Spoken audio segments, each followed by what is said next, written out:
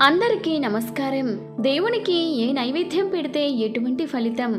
ప్రతిరోజు పూజ చేసేటప్పుడు మనం దేవుడికి పూలు, నైవేద్యంగా పండ్లు సమర్పిస్తాం. ఇలా చేయడం వల్ల భగవంతుని ఆశీర్వాదాలు లభిస్తాయని నమ్మకం. అరటిపండు, చక్కెర, నారింజ పండ్లు లాంటివి దేవునికి నైవేద్యంగా పెడతారు. నైవేద్యం అంటే మనం మనస, వాచ, కర్మన మన శక్తి కొద్దీ భక్తిపూర్వకంగా దేవుడికి సమర్పించేది. మరి ఏ దేవుడికి ఏ నైవేద్యాలు పెడితే ఎటువంటి ఫలితాలు కలుగుతాయో ఇప్పుడు మనం ఈ వీడియోలో తెలుసుకుందాం. లక్ష్మీదేవికి క్షీరాన్నము, తీపి పదార్థాలు, పండ్లు నైవేద్యంగా పెట్టి తామర పూలతో పూజిస్తే లక్ష్మీ కటాక్షం కలుగుతుంది. అలాగే అష్టైశ్వర్యాలను, ఆరోగ్యాన్ని ప్రసాదించే లక్ష్మీదేవికి వరి ధాన్యంతో చేసిన పదార్థాలను నైవేద్యంగా పెడితే లక్ష్మీదేవి అనుగ్రహం మన కుటుంబంపై ఎల్లప్పుడూ ఉంటుంది. శివునికి కొబ్బరికాయ, అరటి పండ్లు నైవేద్యంగా పెట్టి మారేడు దళములతో అర్చన చేస్తే శివుని అనుగ్రహం మీ కుటుంబంపై ఎల్లప్పుడూ ఉంటుంది. ఆంజనేయ స్వామికి ఇష్టమైన అప్పాలు నైవేద్యంగా సమర్పించి తమలపాకులతో పూజించడం వల్ల స్వామి అనుగ్రహం లభించి మీ కష్టాలన్నీ తీరిపోతాయి. బొజ్జగణపయ్యకు కుడుములు అంటే చాలా ఇష్టం కాబట్టి వినాయకుడికి కుడుములు నైవేద్యంగా పెడితే మీ జీవితంలోని కష్టాలన్నీ తీరిపోతాయి. సాయిబాబాకు మిఠాయి నైవేద్యంగా పెడితే అనుకున్నవన్నీ వెంటనే జరుగుతాయి, భక్తుల సమస్యలు తీరుతాయి. వ్యాపారస్తులు శుక్రవారం నాడు లక్ష్మీదేవికి బెల్లం అన్నాన్ని చేసి తాంబూలంతో దానిని దానం చేస్తే వారికి వ్యాపారం అభివృద్ధి చెందుతుంది.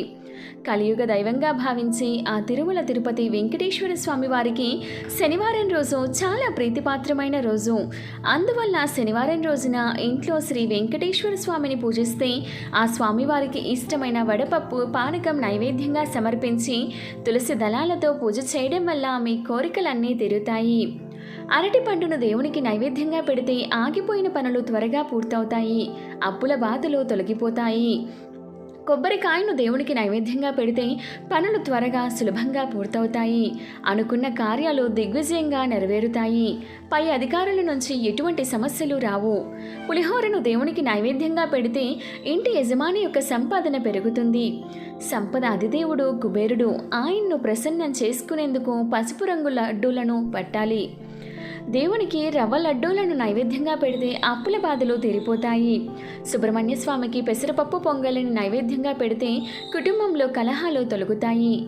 ఆపిల్ పండును దేవునికి నైవేద్యంగా పెడితే దరిద్రం తొలగిపోయి ఇంట్లో ధన ప్రవాహం పెరుగుతుంది.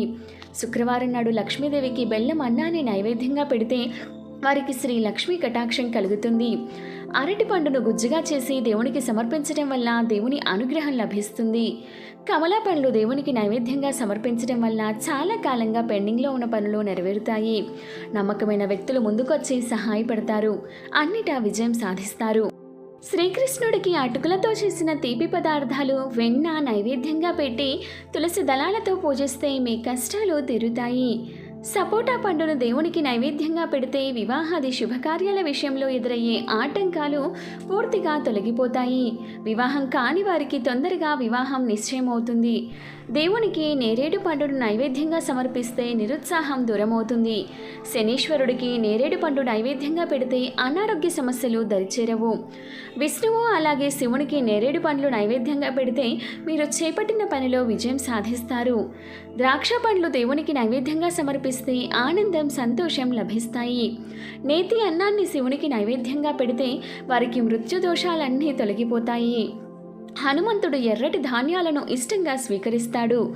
ద్రాక్ష పండ్లను భగవంతునికి నైవేద్యంగా పెట్టి వాటిని చిన్నపిల్లలకు, పెద్దలకు పంచితే కుటుంబం మొత్తం సుఖ సంతోషాలతో ఉంటారు. అమ్మవారికి జామ పండును నైవేద్యంగా పెడితే వ్యాపారాలు చాలా లాభసాటిగా సాగిపోతాయి. లక్ష్మీనారాయణ స్వామికి పెసరపప్పు పొంగలిని నైవేద్యంగా పెట్టి పూజ చేస్తే మీ సంపద పెరుగుతుంది. సరస్వతీదేవికి పొంగలిని నైవేద్యంగా చేసి పిల్లలకు పెట్టి వారు తింటే విద్యాభ్యాసంలో ఎలాంటి సమస్యలు లేకుండా ఉంటారు, మంచి జ్ఞాపక శక్తి లభిస్తుంది. పనస పండును దేవునికి నైవేద్యంగా పెడితే శత్రునాశనం అవుతుందని, రోగ విముక్తి కలిగి సుఖంగా జీవిస్తారని చెబుతారు. శనీశ్వరుడికి నేరేడు పండును నైవేద్యంగా పెట్టి ఆ ప్రసాదాన్ని కుటుంబం మొత్తం తప్పనిసరిగా తినాలి. ఇలా చేయడం వల్ల ఇంట్లో ఉన్న దరిద్రం పోయి అదృష్టం కలిసి వస్తుంది. పరమేశ్వరుడు అభిషేక ప్రియుడని అందరికీ తెలుసు. పాలు, పెరుగు, నెయ్యి, తేనె, పంచదార అనే పంచామృతాలతో శివుడికి అభిషేకం చేస్తే శివుని అనుగ్రహం ఎల్లప్పుడూ మీ కుటుంబంపై ఉంటుంది. గురువారం ఉదయం తలస్నానం చేసి తులసిమాతకు పచ్చిపాలతో నైవేద్యం సమర్పించాలి. దీనివల్ల విష్ణుమూర్తి సంతోషిస్తాడు. అలాగే లక్ష్మీదేవి కటాక్షం ఎల్లప్పుడూ ఉంటుందని పండితులు చెబుతున్నారు. పూజ సమయంలో పెట్టే నైవేద్యాలలో ఒక దేవుడిని పూజించడానికి పెట్టిన నైవేద్యాన్ని మరొక పూజల్లో నైవేద్యంగా ఉపయోగించకూడదు. అంతేకాదు నైవేద్యాన్ని శుభ్రతతో తయారు చేసినవి, ఎలాంటి ఎంగిలివి లేనివి పెట్టాల్సిన అవసరం ఉందని పండితులు అంటున్నారు.